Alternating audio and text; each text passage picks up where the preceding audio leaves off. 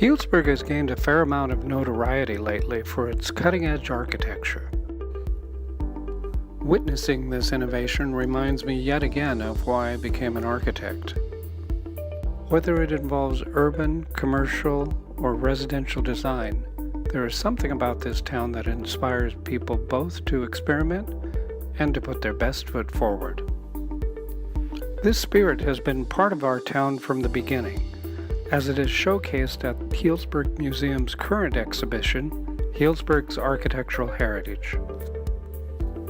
Our city's founding in 1857 also marked the beginnings of the Second Industrial Revolution. Neo-Romanesque became a prominent architectural style across the country. In a time of rapid societal evolution, this exuberant style symbolized both wealth and permanence. Harvard University's law school and the Smithsonian Institution jumped on the bandwagon for their 1880s buildings. With the coming of the railroad to Healdsburg in 1871, along with tourists and disillusioned gold prospectors, wealth and permanence sounded like a pretty good idea to city fathers. San Francisco architects Samuel and Joseph Newsom designed a Neo-Romanesque building for the new City Hall on the Plaza at Matheson and Center Streets. The first high-rises were being built in Manhattan about this time. For a new city of less than 1,000 inhabitants, this was a bold and proud equivalent.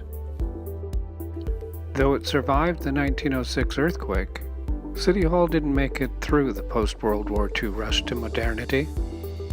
By the 1960s, coinciding with the new freeway bypass, the Plaza lost its luster with 30% vacancy rates. Neo-Romanesque had lost its cutting-edge appeal, and City Hall was replaced by a refined mid-century modern structure.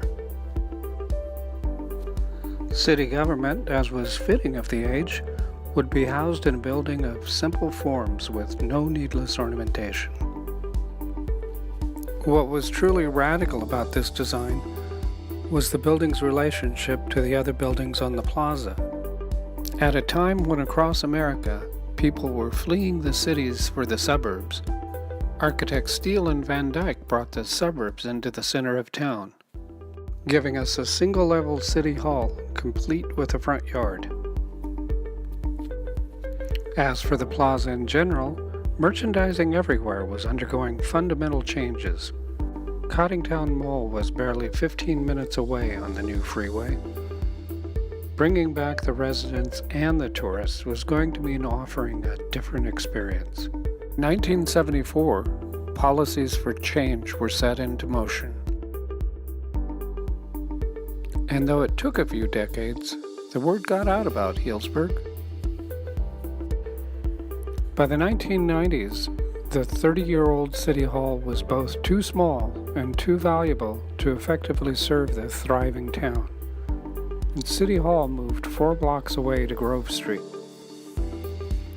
San Francisco architects Robinson, Mills, and Williams looked for local inspiration for design of the new City Hall.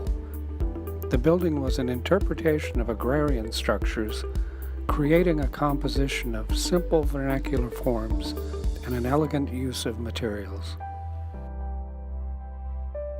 20 years later, we have City Hall's latest evolution, a cutting-edge, energy-efficient form which sets the example for using the land wisely. The addition is notable for its lack of setbacks from the street and building up instead of spreading out. Delving into the history of just one building type here in Healdsburg reveals a rich past as well as the enduring spirit that makes this such a vibrant community. This is one small piece of the story waiting to be discovered at the Healdsburg Museum. Healdsburg's architectural heritage showcases examples of the cutting-edge architecture of previous epochs. One comes away with an understanding that cutting edge is always a function of the era. It is the spirit behind it that is the tradition here. The exhibit is a marvelous record of that spirit. It runs through November 11th. The museum is open Wednesdays through Sundays from 11 a.m. to 4 p.m.